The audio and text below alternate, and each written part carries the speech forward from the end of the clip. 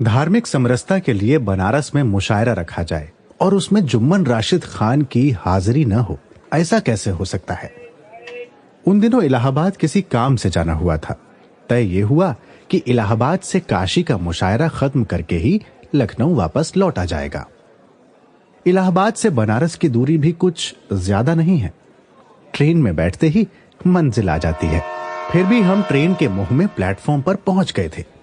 Passenger ट्रेनों में भीड़ का आलम तो सारी दुनिया को पता है।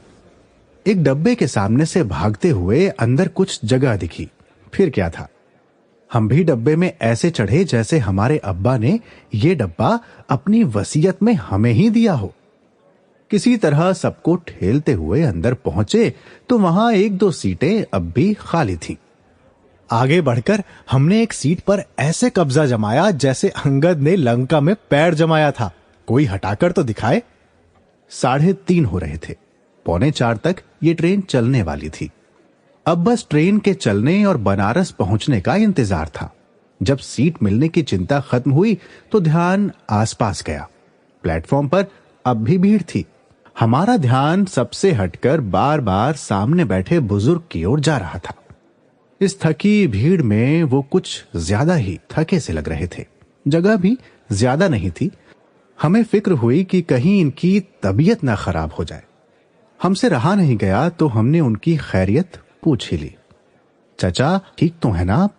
उन्होंने हमारी तरफ देखा तो हमें लगा कि उन पर थकान से ज्यादा उदासी छाई थी।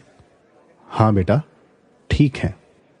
अब तक अपनी दुनिया में गुम चचा हमारे हालचाल पूछने पर आसपास के शोरगुल से होशियार हो गए।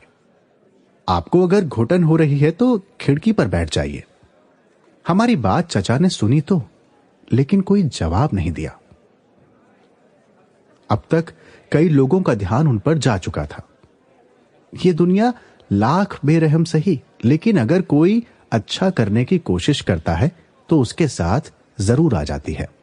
सब उनसे कहने लगे, बाबा खिड़की पर बैठ जाइए, यहां धक्का वक्का लग जाएगा।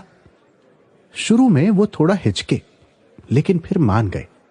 खिड़की से आती ठंडी हवा थी या खुलापन, उनका चेहरा अब कुछ खुश लग रहा था। तभी ट्रेन में चाय वाला आ गया। सब उससे चाय लेने लगे। हमारी निगाहें अब भी चचा और उनके चेहरे पर तैरते हुए सन्नाटे में खोई हुई थीं। Sample complete. Ready to continue?